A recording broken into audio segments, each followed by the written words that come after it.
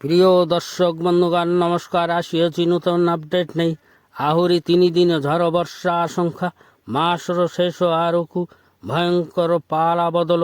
শুক্রবার ও শনিবার বর্ষা যোগু কমিলা তাপমাত্রা পশ্চিমে ঝড় ও ঘূর্ণিঝড় যোগু ଏହି ସମୟରେ କାଳବୈଶାଖୀ ଆଶଙ୍କା। ଘୂର୍ଣ୍ଣିଝଡ଼ ପ୍ରଭାବରେ ଓଡ଼ିଶାର ଉତ୍ତର ଓ ଦକ୍ଷିଣ ଜିଲ୍ଲାରେ କୁଆପଥର ବର୍ଷା, ବିଜୁଳି ଘଡ଼ଘଡ଼ି ସହ ବର୍ଷା ଓ ଝଟକା ପବନ ଦେଖିବାକୁ ମିଳୁଅଛି।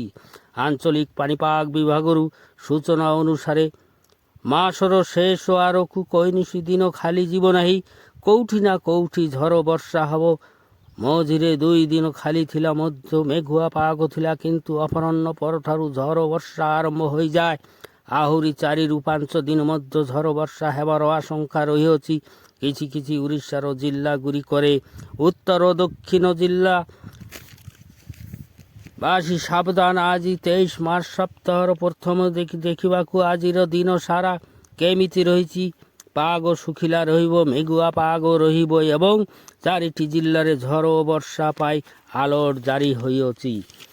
ଯେମିତି ଜିଲ୍ଲାଗୁଡ଼ିକ ହେଲା ମୟୂରଭଞ୍ଜ, ବାଲେଶ୍ୱର ଏବଂ ମାଲକାନଗିରି। କୋରାପୁଟରେ ଝଡ଼ ବର୍ଷା, ଝଟକା ପବନ ବହିବ। ପବନର ବେଗ ରହିବ 30ରୁ 40 କିଲୋମିଟର ପର ଘଣ୍ଟା ବୋଲି ଅନୁମାନ କରାଯାଉଅଛି।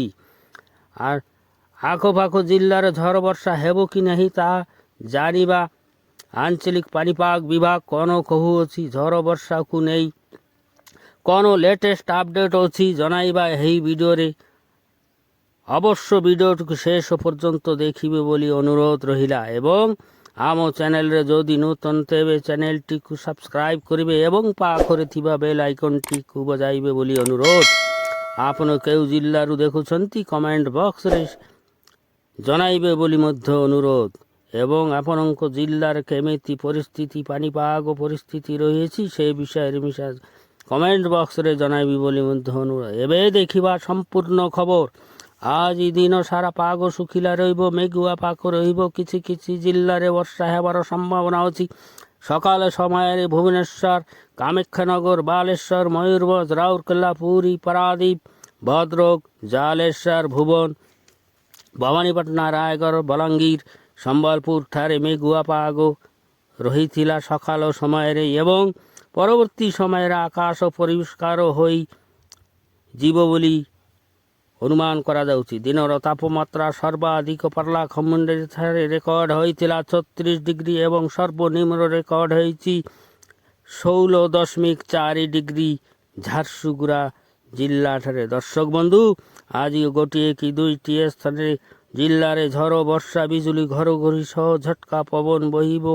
ବିଜୁଳି ଘଡ଼ଘଡ଼ି ଏବଂ କୁଆପଥର ମାଡ଼ ହେବ। ଜିଲ୍ଲାଗୁଡ଼ିକ ହେଲା ବାଲେଶ୍ୱର, ଭଦ୍ରକ, ଯାଜପୁର, କେନ୍ଦ୍ରାପଡ଼ା, କଟକ, ଜଗତସିଂହପୁର, ପୁରୀ, ଖୋର୍ଦ୍ଧା, ନୟାଗଡ଼, ଗଜପତି, ଗଞ୍ଜାମ, କନ୍ଧମାଳ, ରାୟଗଡ଼ା, କୋରାପୁଟ, ମାଲକାନଗିରି, ମୟୂରଭଞ୍ଜ, କେନ୍ଦୁଝର ଏବଂ ନବରଙ୍ଗପୁର ଓ କାଲାହାଣ୍ଡି ଜିଲ୍ଲାରେ ବୋଲି ଅନୁମାନ କରାଯାଉଅଛି। କିନ୍ତୁ 26 ତାରିଖ ପାଇଁ ସାବଧାନ। 4ଟି ଜିଲ୍ଲାରେ ପ୍ରବଳ ବର୍ଷା, ଘୂର୍ଣ୍ଣିଝଡ଼ ହେବ ଏବଂ କୁଆପଥର ମାଡ଼ ହେବାର ସମ୍ଭାବନା ଅଛି। ଜିଲ୍ଲାଗୁଡ଼ିକ ହେଲା ନୂଆପଡ଼ା, ବଲାଙ୍ଗୀର, କଳାହାଣ୍ଡି ଏବଂ ନବରଙ୍ଗପୁର। ଦର୍ଶକ ବନ୍ଧୁ, ଏହା ଥିଲା ଆଜିର ପ୍ରମୁଖ ମୁଖ୍ୟ ଖବର। ଏହି ଖବର ଗୁରୁତ୍ୱପୂର୍ଣ୍ଣ ଅଟେ। ଆଜି ପାଇଁ ନୂଆ ଆପଡେଟ୍ ସାଙ୍ଗରେ ଆଗାମୀ କାଲି ଦେଖା ହେବ। ନମସ୍କାର, ଜୟ ଜଗନ୍ନାଥ, ଜୟ ଓଡ଼ିଶା, ଧନ୍ୟବାଦ।